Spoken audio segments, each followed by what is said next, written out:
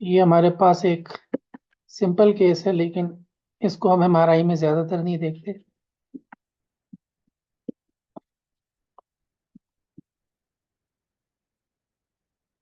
ये हमारे पास एक सिंपल केस है जिसको हमने ज़्यादातर एमआरआई में नहीं देखा होता, सीटी में, अल्ट्रासाउंड में कॉमनली देखते हैं। तो एक पेशेंट था, इसका अल्ट्रासाउंड हुआ, उसमें एक लिवर लीजन मिला और उसके करेक्टराइज करने के लिए हमने अल्ट्रासाउंड किया। तो ये हमारे पास एमआरआई है। ये एक्सियल T2 है। T2 क्यों है?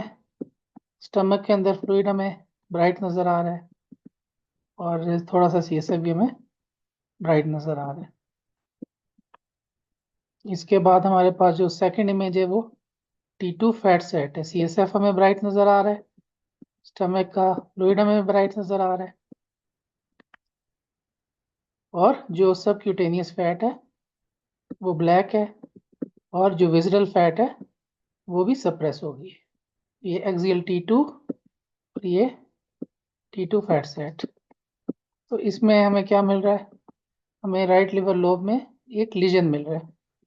इसमें देखें, इसके काफ़ी लॉब्यूलेटेड से कॉन्टोर्स हैं, इरेगुलर से कॉन्टोर्स हैं, और इसकी जो इंटेंसिटी है वो हाइपर इंटेंस है। तो हाइपर इंटेंस T2 लीजन हमें मिल रहा है with lobulated contours in the right liver और लोब ऑफ द लिवर। अब फिर आप इसकी इंटेंसिटी देखें तो ये क्या है? T2 पे हाइपर इंटेंस है, हाइपर इंटेंस ऑन T2। और अगर इसको आप CSF के साथ कंपेयर करें, जो CSF इधर है, उससे ये थोड़ा सा कम ब्राइट है। तो इसको हम फर्दर कैरेक्टराइज करने के लिए मजीद सीक्वेंसेस में देखते हैं। ये हमारे पास क्या आ गया? ये हमारे पास एक्सियल T1 आ गया। T1 क्यों है? सबक्यूटेनियस फैट जो है उसमें हमें हाइपर इंटेंस मिल रहा है, और जो CSF है वो लो मिल रहा है। स्टमक के अंदर फ्लूइड है वो भी हमें लो मिल रहा है। सबक्यूटेनियस फैट भी हमें हाई मिल रहा है। तो जो फैट होता है वो T1 हाई होता है, जो फ्लूइड होता है वो T1 पे लो होता है। ये एक्सियल T1 हो गया। जो दूसरा है उसमें हमें क्या नजर आ रहा है? CSF में फ्लूइड जो है वो ब्लैक है, स्टमक के अंदर जो फ्लूइड है वो ब्लैक है। तो ये क्या हो गया? T1 हो गया। सबक्यूटेनियस फैट और विजरल फैट भी ब्लैक है, तो T1 फैट सेट हो गया। और हमें कॉन्ट्रास्ट नजर आ रहा है एओर्टा में। तो ये arterial phase T1, post contrast, post contrast arterial phase. और इसमें स्प्लीन में भी आप देखें इनहेंसमेंट नजर आ रही है। तो लीजन को देखते हैं। लीजन को क्या हो रहा है? लीजन जो है इसके लॉब्यूलेटेड कॉन्टोर्स हैं, T1 पे हाइपो इंटेंस है। एमआरआई में हम इंटेंसिटी की बात करते हैं, तो इसके जो सिग्नल है वो लो है, low signal on the T1, hypo intense with lobulated borders.